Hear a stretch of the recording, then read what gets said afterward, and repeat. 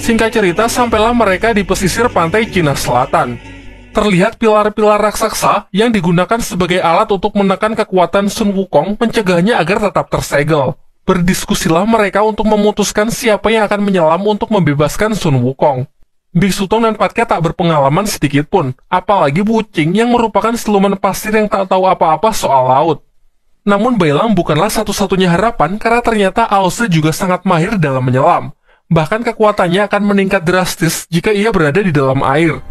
Belum selesai membujuk Aose, mereka pun dikejutkan oleh kemunculan Raja Naga Laut Selatan beserta ketiga putranya berniat menghadang mereka. Terlihat Aose yang seakan menghindari pertemuan tersebut, karena terungkap kalau Aose punya masa lalu yang kurang menyenangkan dengan mereka.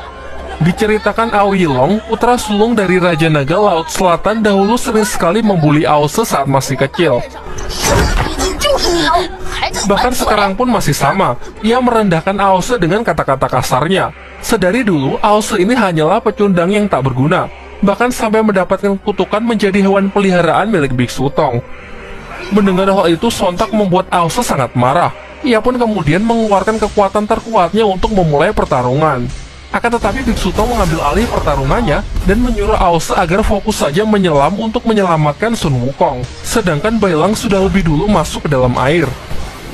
Berbeda dari kebanyakan film Wukong yang menjadikan Biksu Tong sebagai beban, di sini diperlihatkan Biksu Tong dengan kemampuan fightingnya yang lumayan bisa diandalkan. Dengan cepat putra sulung dari Raja Naga bisa ia pukul mundur. Aose yang bergegas masuk ke dalam air sempat dihadang oleh Raja Naga. Raja Naga pun mencoba menyerang mentalnya dengan mengatakan bahwa Aose adalah aib bagi klan Naga karena sikap liarnya. Beruntung dengan sigap pula Biksu Tong berhasil mengatasi Raja Naga sehingga Aose sukses masuk ke dalam air. Meskipun putri dari Raja Naga yang bernama Aoling bergegas menyusulnya. Di dalam air, Bailang sempat panik karena sudah banyak prajurit Istana Naga yang menghadangnya. Di saat itu juga Aose muncul membantu dan berhasil mengalahkan mereka semua. Sedangkan Aoli yang tadi menyusul ternyata hanya mengamati mereka saja. Aose pun juga berkata bahwa ia tak ingin menyakiti Aoling. Kembali ke permukaan, diperlihatkan Biksu Tong yang sangat kewalahan melawan fighter sekelas Raja Naga. Berulang kali ia mendapatkan pukulan telak hingga terlempar ke dalam air. Wuqing pun tak tinggal diam, segera bergerak cepat untuk menebang pepohonan di sana, lalu melemparnya ke Biksu Tong untuk dijadikan sebagai pelampung, mengingat Biksu Tong yang tak bisa berenang. Raja Naga lalu mengatakan kalau pilar-pilar ini bukan hanya digunakan untuk menekan kekuatan Sun Wukong, namun juga melemahkan jiwanya agar Sun Wukong tak bisa dilahirkan kembali. Tentu mengetahui hal itu membuat Biksu Tong sangat emosi. Ia pun mengungkapkan penyesalannya dulu ketika ia merapalkan mantra untuk membantu para dewa menangkap Wukong. Pertarungan rode kedua pun ia mulai. Diperlihatkan Biksu Tong yang mulai bisa mengimbangi Raja Naga, bahkan setelah Raja Naga menggunakan zirah petirnya.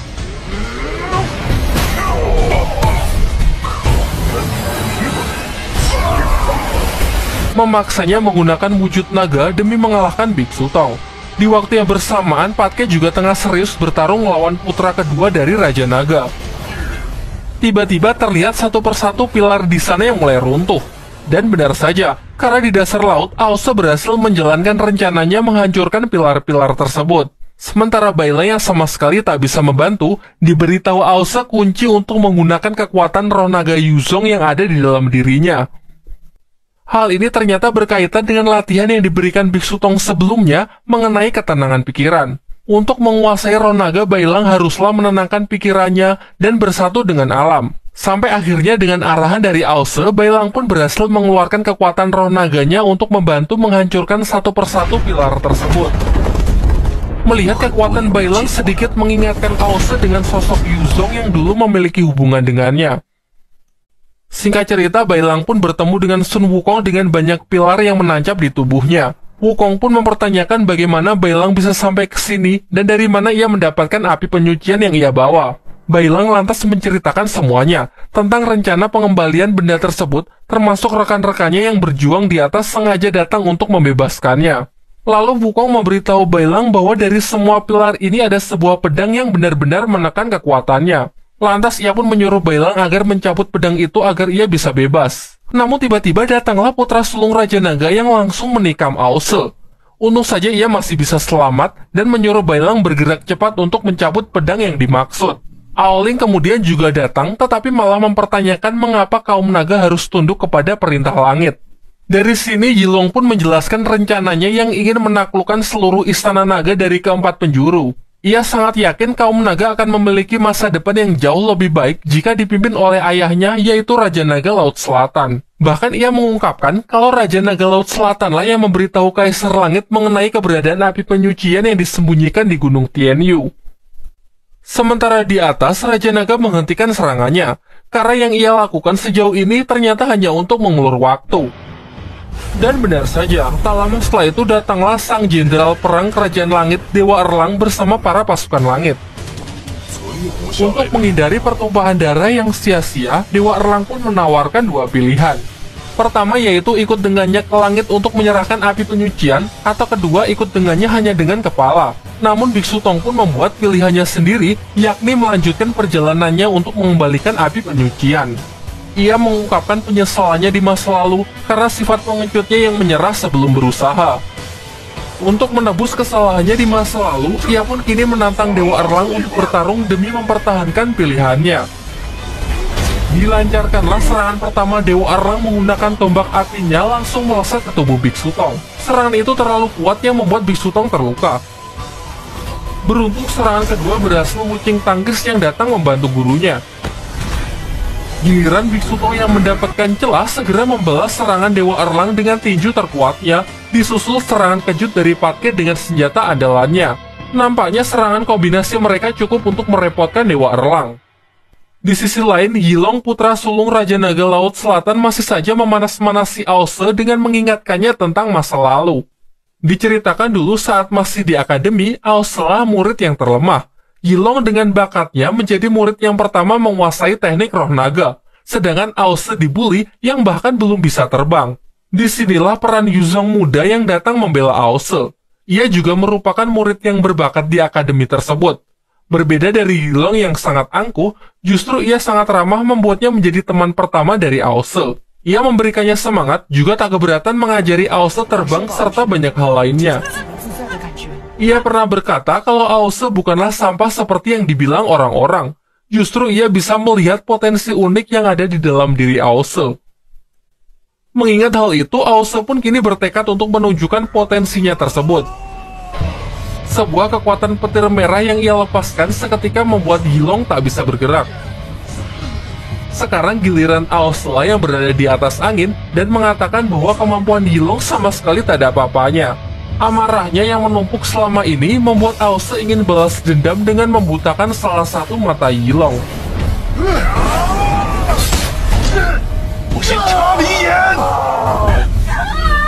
Namun tiba-tiba datanglah kakak Ause yang merupakan putra sulung dari Raja Naga Laut Timur untuk menghentikannya.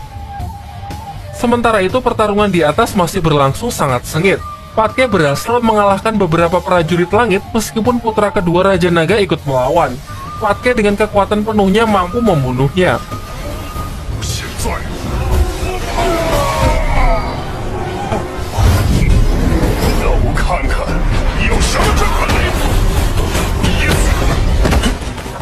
Namun sayangnya Biksu Tong benar-benar bukan tandingan dari Dewa Erlang.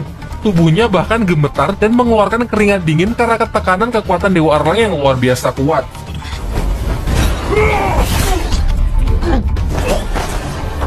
Di sisi lain, Bailang berhasil menemukan pedang segel persis seperti yang dikatakan oleh Sun Wukong.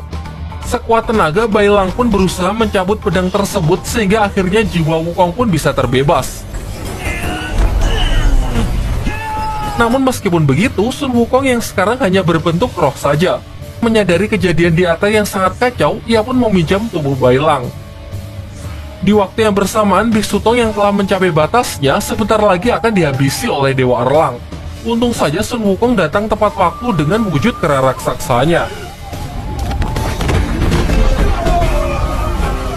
Ia kemudian memberikan serangan-serangannya untuk memukul mundur Dewa Erlang. Lalu ia menemui Biksu Tong. Terlihat para adik seperguruannya yang sangat senang melihat kakaknya telah kembali. Walaupun begitu, Wukong tak bisa menahan amarahnya kepada Biksu Tong yang kala itu malah membantu para dewa. Andai saja saat itu mereka mau bekerja sama, mereka bisa kabur meninggalkan Istana Langit. Ya, tak ada gunanya juga mempermasalahkan masa lalu. Ia pun segera berbalik untuk kembali menghadapi Dewa Erlang. Namun karena ini bukanlah tubuh aslinya, membuatnya tak bisa menggunakan seluruh kemampuannya. Ia kemudian menyuruh Biksu Tong dan yang lainnya untuk menunggunya menyelesaikan pertarungan. Pertarungan pun kembali terjadi. Wukong memanggil pasukan kerannya untuk menyerang Dewa Erlang, namun dengan cepat bisa segera diatasi oleh Dewa Erlang. Ternyata semua tadi hanyalah ilusi untuk mempermainkan Dewa Erlang. Tibalah duel yang sebenarnya dengan serangan kuat milik Wukong yang menghempaskan Dewa Erlang.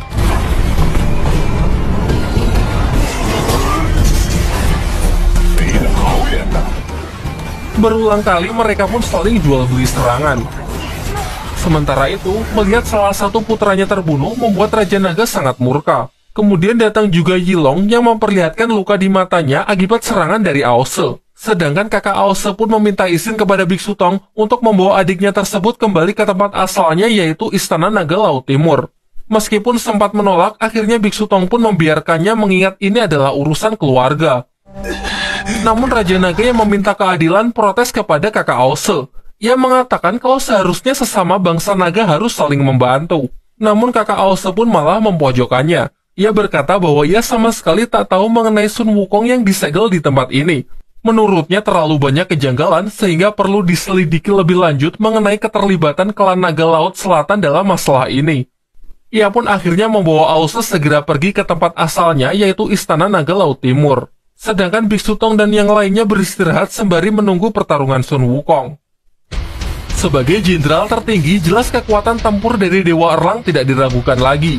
Sementara Wukong sama sekali tak diuntungkan karena tak bisa mengerahkan seluruh kekuatannya akibat batasan tubuh Bailang yang ia gunakan. Ia pun memanfaatkan berbagai kecerdikan dengan mengubah dirinya menjadi ribuan Wukong mini untuk menyerang Dewa Erlang dari segala sudut.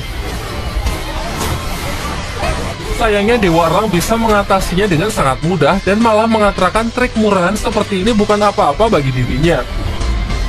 Hingga akhirnya Wukong pun mendobrak batasan dari tubuh Bailang dengan berubah ke mode kera raksasanya. Berhasil menghajar Dewa Erlang bertubi-tubi. Semakin kesal, Dewa Erlang pun yang awalnya tak ingin menggunakan kekuatan penuhnya, tak ada pilihan lain. Lantas serangan terkuat dari tombak apinya ia keluarkan yang mampu menembus pertahanan terkuat milik Sun Wukong.